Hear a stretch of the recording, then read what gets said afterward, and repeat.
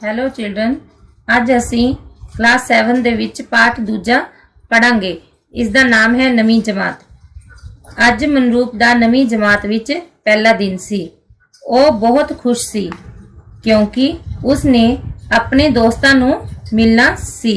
कुछ नवें बच्चों ने भी उसकी जमात विच दाखला लिया सी। उसने नवें जमातियां किसनूं कहंदे हन? क्लासमेट।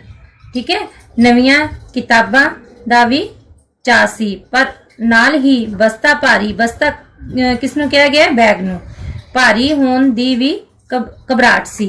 देखो बेटा, इस विच मनरूप नाम दा एक बच्चा सी। वो नवीं अपनी पिछली क्लास पास आउट होके नवीं क्लास विच गया जिवें तुसीं आए हो।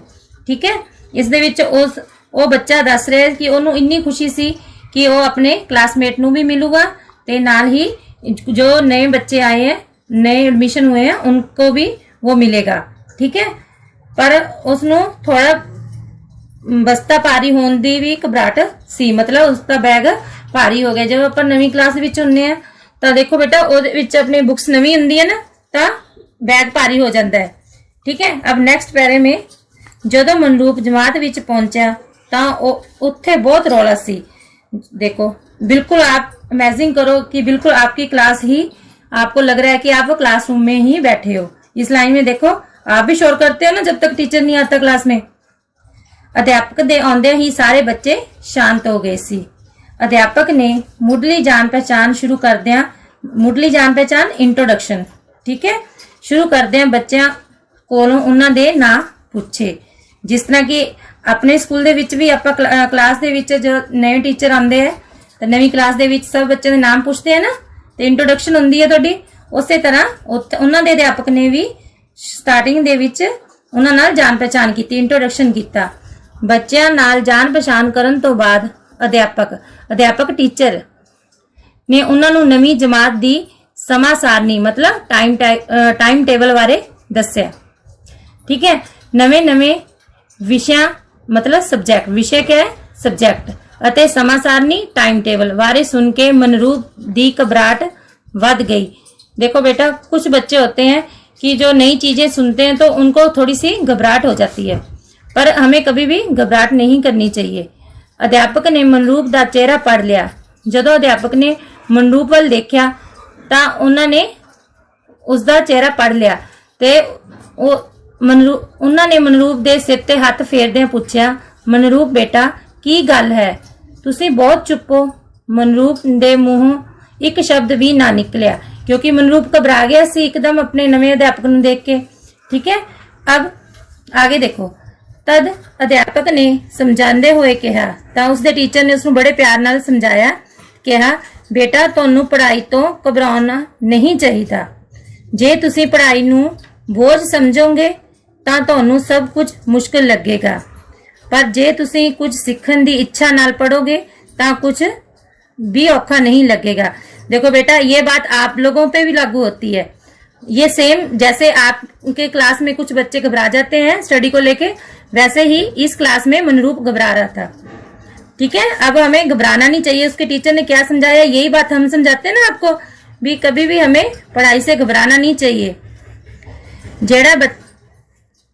जेड़ा बच्चे मन लगा के पढ़ाई करते हैं, सफलता हमेशा उन्हां दे पैर चुमदी है। इसलिए सानू कदे भी मेहनत करन तो डरना नहीं चाहिए। ठीक है, अध्यापक दियां समझाइयां गल्लां ने मनरूप ते जादू जिहा असर किया। उसका डर एकदम अलोप हो गया। अलोप मतलब गायब। वो खुशी खुशी घर वापस आया ते अगले दिन स्कूल जान दी उड़ीक करन लगा। अब देखो बेटा, आपने पूरा लेसन पढ़ लिया। इसमें देखो, अगर आप बिल्कुल ध्यानपूर्वक ये लेसन को आपने पढ़ा, ठीक है, तो उसमें आपको ऐसा लगेगा कि ये सब कुछ आप पे ही बीत रहा है।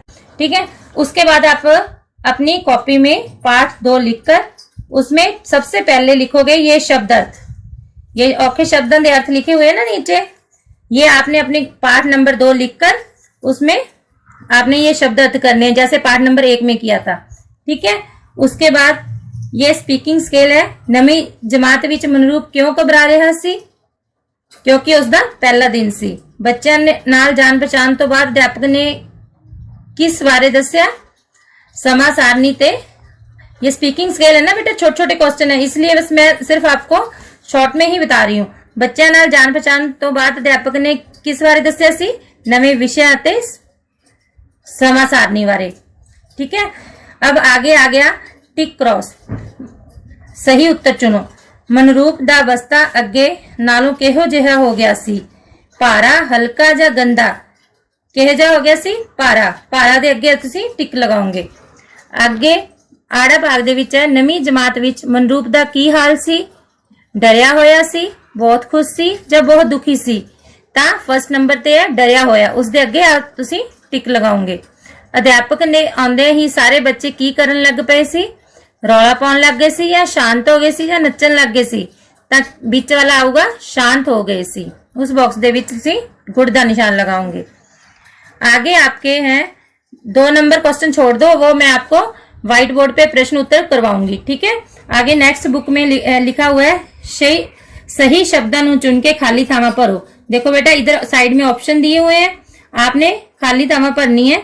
जमात विच बहुत डैश सी, की सीगा? रौला। रौला दे अगे टिक लगाओगे ते इत्थे उत्थों देख के तुसी डैश दे विच भरोगे। सानू पढ़ाई तो डैश नहीं चाहिदा, घबराना। ठीक है, घबराना भी बिल्कुल देखो ऑप्शन में लिखा हुआ है, उसको देख के ही आपने यहाँ पे डैश में भरना है। मनरूप दा डर एकदम डैश हो गया, अलोप या वध? तो अलोप। अलोप लिखना है। खुशी खुशी डैश वापस आया, घर या मंदिर? घर। आगे उसके नीचे है शब्दां नूं समझौते करो।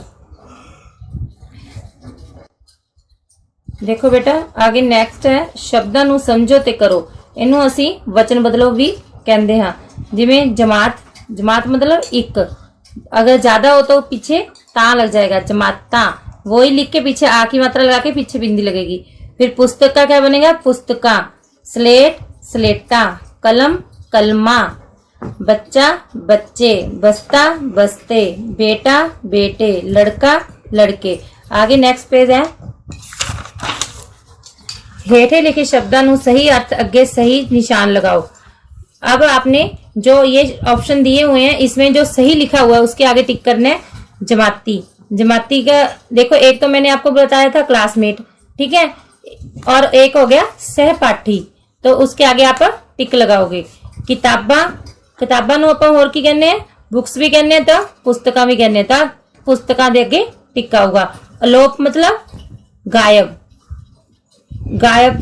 ठीक है, अब आगे नेक्स्ट है, आपके पिक्चर्स बनी हुई है बुक में, इसमें पिक्चर्स को देख के नाम लिखना है। कलम, कलम, कलम। फिर पुस्तक, पप्पा, पप्पे नो अंकर, सस्सा, तत्ता, कक्का। क्या बन गया ये? पुस्तक। बस्ता, बब्बा, सस्सा, ता, बस्ता। आगे है ये अपना बोर्ड, इसको हम व्हाइट बोर्ड भी कह देते हैं, ब्लैक बोर्ड भी कह देते हैं। ठीक है, तो इसको अपने पंजाबी में बोलते हैं लेखन पट्टी। क्या बोलते हैं? लेखन पट्टी। देखो, पहले लिखोगे ल, ल के ऊपर मात्रा ख, न, एक ही मात्रा लगानी है आपने, न, लेखन बन गया। उसके बाद पट्टी लिखनी है आपने, प, टैंका, टैंके के नीचे एक छोटा सा टैंका। ठीक है, फिर उसमें बड़ी की मात्रा लगानी है, जिसको हम बिहारी बोलते हैं। तो ये क्या बन गया? लेखन पट्टी। इसमें लिखा हुआ है, आप अपनी जब वीडियो देखोगे ना, ध्यान से देखना और उसको देख के अपनी बुक में लिख लेना। ओके बेटा, थैंक यू। अब बच्चों, जैसे मैंने आपको पार्ट 2 का लेसन पढ़ाया था ना, उसके बाद लेसन कंप्लीट होने के बाद शब्द अर्थ बोले थे कॉपी में करने हैं। उसके बाद कॉपी पे करने के बाद आप ये वाला हेडिंग लिखोगे शब्द अर्थ के नीचे प्रश्न उत्तर। उसके बाद नेक्स्ट लाइन से शुरू करोगे प्रश्न। मनरूप नू किस चीज दा चाह सी? लिखने के बाद आप उत्तर लिखोगे मनरूप नू नवे जमातियां अते नवीं किताबां दा चाह सी। ये 1 लाइन का क्वेश्चन है। ठीक है, फिर नेक्स्ट आप सेकंड क्वेश्चन लिखोगे मनरूप दी घबराहट क्यों वध गई सी? क्यों वध गई सी? उत्तर है नवे नवे विषयां अते समा सारणी बारे सुन के मनरूप दी घबराहट वध गई सी। ठीक है, अब ये दूसरा नंबर क्वेश्चन कंप्लीट हो गया आपका। आगे है क्वेश्चन नंबर 3। अध्यापक ने मनरूप नू की समझाया? अध्यापक ने समझाते हुए कहा कि बेटा तुहानू पढ़ाई तो घबराना नहीं चाहिए। ठीक है, अब ये आपके तीन क्वेश्चन है इस लेसन के। ये आपने पहले तो कॉपी में शब्द अर्थ करने हैं, उसके बाद नीचे ये हेडिंग डाल के प्रश्न उत्तर, फिर उसके बाद ये प्रश्न उत्तर करने हैं आपने। ठीक है बच्चा, आगे आपको नेक्स्ट वीडियो में करवाएंगे। तब तक आप ये लेसन को लर्न भी करोगे और लिखकर भी देखोगे। Okay, thank you.